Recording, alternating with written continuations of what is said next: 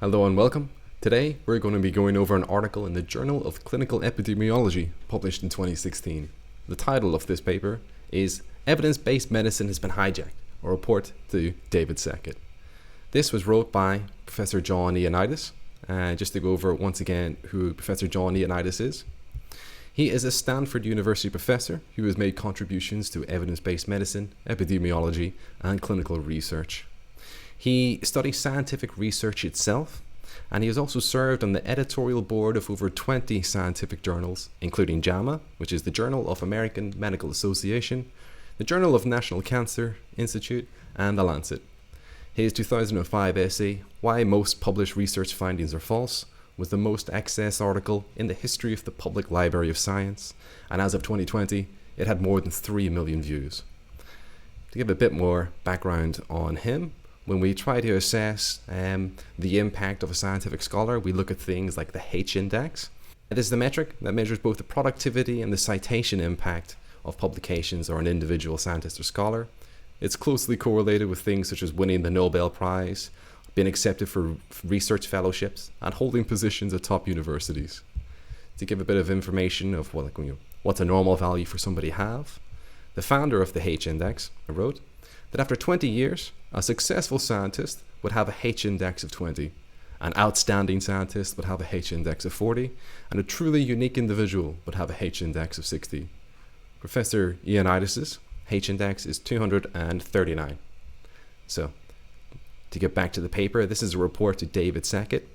Also to speak about who David Sackett is. David Sackett, shown here, is a Canadian physician, and he is well known to be one of the fathers of evidence-based medicine. He also founded the first Department of Clinical Epidemiology in Canada and the Oxford Centre for Evidence-Based Medicine. Let's get into the abstract. So this is very interesting. So this is a confession building on a conversation with David Sackett in 2004, and this is Professor Ioannidis writing. When I shared with him some personal adventures in evidence-based medicine, the movement that he had spearheaded. The narrative is expanded with what ensued in the subsequent 12 years.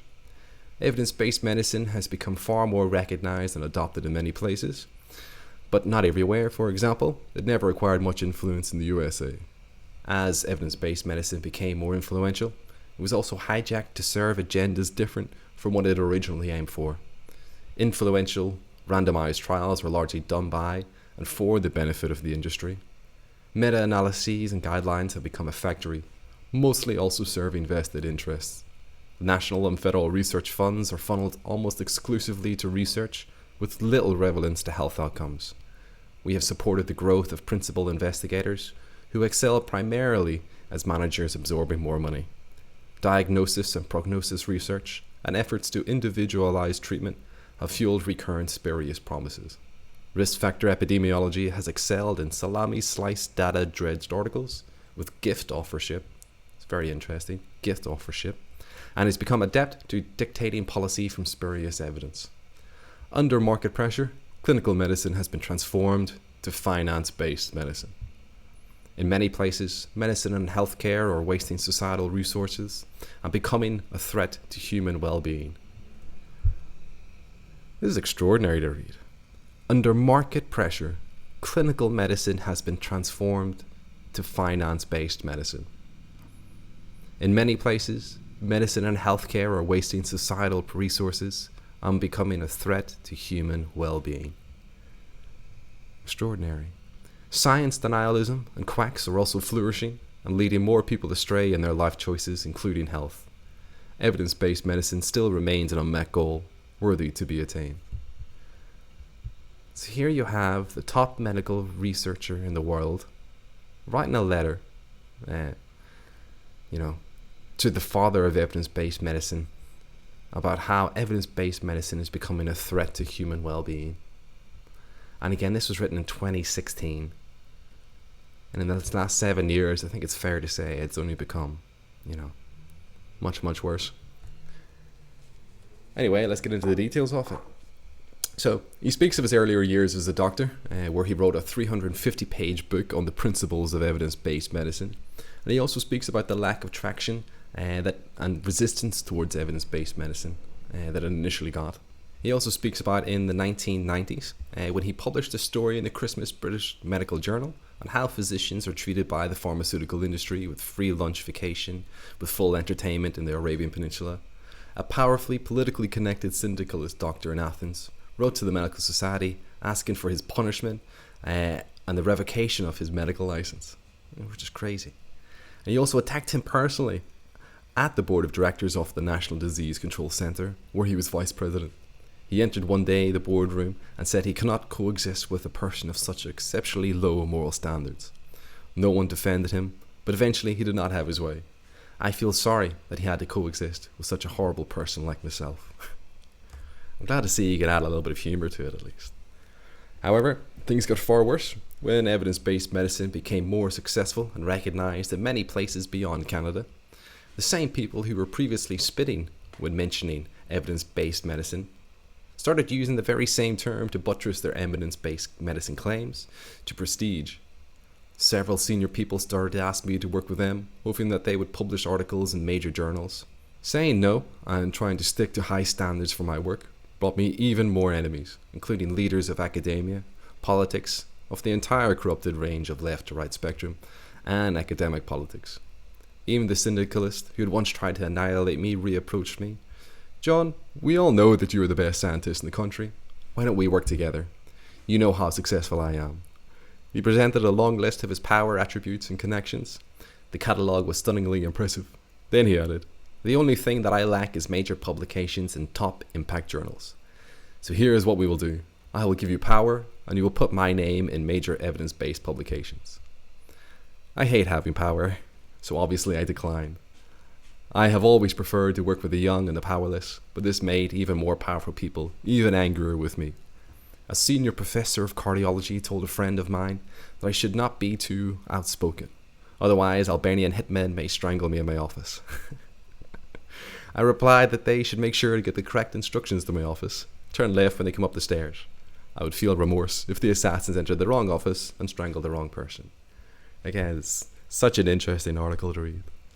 Now that evidence-based medicine and its major tools, randomized trials and meta-analyses, have become highly respected, the evidence-based medicine movement has been hijacked, even its proponents suspecting that something is wrong.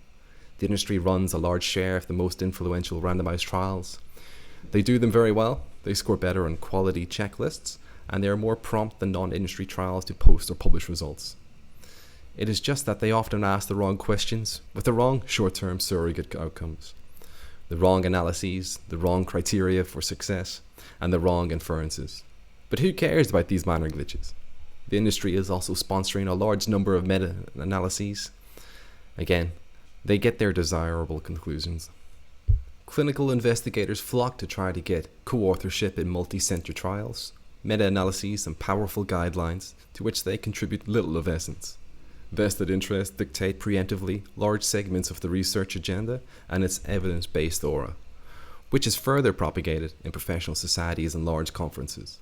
Many leaders and members of powerful professional societies and academies and other august bodies grow out of this system. It is sometimes difficult to tell whether a superb CV with a lengthy publication list reflects hard work and brilliant leadership, or the composite product of dexterous power game networking and gift authorship, and excellence in the slave trade of younger researchers. Wow. Having worked in many different clinical fields, my identity was often mistaken. Some CROs recruiting patients for industry trials believed that I was a clinic chief or chair in cardiology, rheumatology, or other clinical fields. I would get invitations in my fax machine running, "Dear Professor Ioannidis, we know that you are a great interventional cardiologist and your clinic is one of the best. Would you be interested to participate in the X trial?" For fun, one day, I called back the contact number. I mentioned that I had received that kind of invitation and wanted to find out how I could join the research. The person at the other end of the phone line promised me authorship in the randomized trial. The more patients I could recruit, the better my authorship position. I asked to see the protocol and comment on it. The answer was very clear and immediate. "Oh, the protocol? Why should you worry about the protocol? The sponsoring company has taken care of the protocol already and will also take care of writing the paper." You don't need to worry about that minor stuff. You shouldn't waste time with the protocol or editing drafts. We will put your name as an author on the papers, no worries. This is what all prestigious clinical researchers do. Wow. David, you have stated this clearly. The issue is that basic medical scientists have hijacked the granting bodies and have erected research policies that place greater value in serving their own personal curiosities than in serving sick people. That's modern day evidence-based medicine. Of course, those who are the most successful in grantmanship include many superb scientists. However, they also include a large share, in many places the majority, of the most aggressive, take-all, calculating managers. These are all very smart people, and they are also acting in self-defense, trying to protect their research fiefdoms in uncertain times. But often I wonder, what monsters have we generated through selection of the fittest? We are cheering people to learn how to absorb money, how to get the best PR to inflate their work, and how to become more bombastic and least self-critical. These are our science heroes of the 21st century. Wow. Many of my best allies over the years have been practicing physicians who know firsthand what the major problems are and what really matters for health and disease. David, you defined and clarified evidence-based medicine admirably when you expressed this duality. It's about integrating individual clinical expertise with the best external evidence. But that clinical expertise component is in crisis. In most developed countries, clinicians are under tremendous market pressure. Most discussions in department meetings are about money. One can sense the pressure to deliver services, to capture the largest possible market share, which is a synonym for patients, and to satisfy customers, synonyms for humans. To get high satisfaction scores, to charge more, and to perform more procedures, and to tick off more items on charge forms. This is not what I thought medicine would be about, let alone evidence-based medicine. This is mostly finance-based medicine, which is a term that I hope that we start using more often. I would not blame anyone. These physicians have no other option. This is how the world works. They are fighting to keep their jobs. Yet how likely is it that physicians will design studies whose results may threaten their jobs by suggesting that less procedures, less testing, less interventions are needed? How likely is it that, if they do design such studies, they will accept results suggesting that they should quit their jobs? How many are willing to fully resign from the field where they have built a name, as you did twice in your career, David? Wow. Is evidence-based medicine doomed to be heartily accepted only when it leads to more medicine, even if this means less health? Is evidence-based medicine doomed to be heartily accepted only when it leads to more medicine, even if it means less health? That's profound there. David, I was astonished by your sense of humility and self-knowledge when I heard that you decided to undergo residency training again to refresh your clinical skills when you were already a full professor. Several years ago, I decided not to practice medicine any longer. I might have caused more harm than good. I could not even think of remedying this by repeating training. Retraining on how medicine is practiced today might make me worse. In some settings, we are close or past the tipping point where medicine diminishes rather than improves well-being in our society. Some truly excellent and committed physicians certainly continue to make positive contributions to health, improve lives, and save lives. However, with 20% of GDP being spent on health and healthcare so inefficiently, with such limited evidence or with conflicting evidence, medicine and healthcare can become a major threat to health and well-being. Professor Ioannidis goes on to honestly, and fair play to him. He says, David, I was a failure when we started this conversation, and I am an even bigger failure now, almost 12 years later. Despite my zealot efforts, my friends and colleagues have not lost their jobs. The GDP devoted to healthcare is increasing, spurious trials, and even more spurious and meta-analyses are published at a geometrically increasing pace.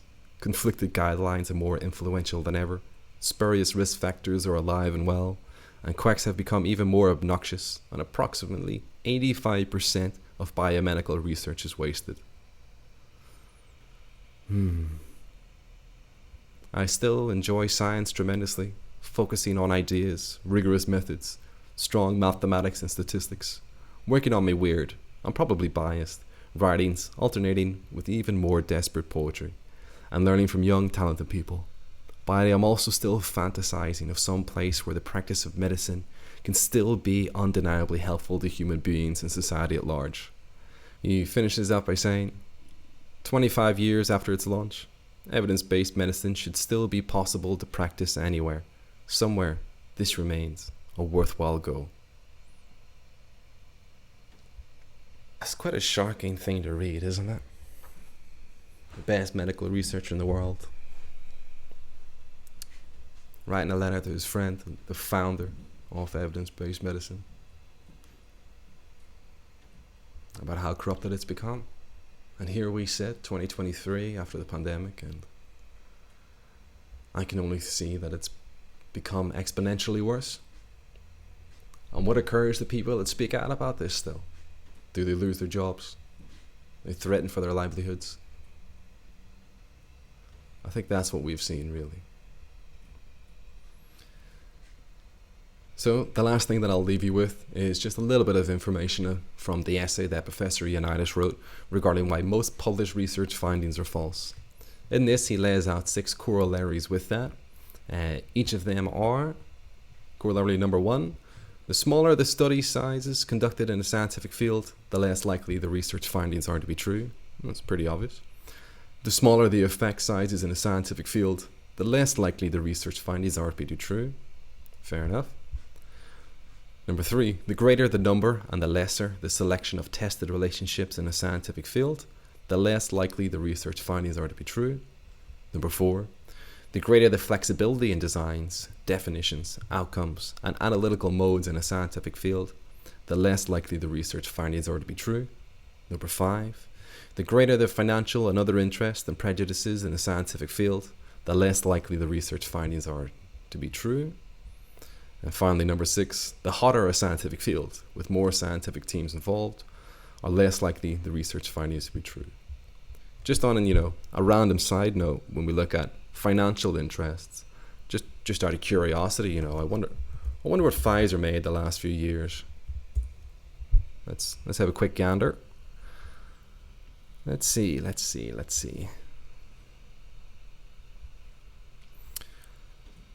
So, for 2020, Pfizer had made $41 billion in revenue.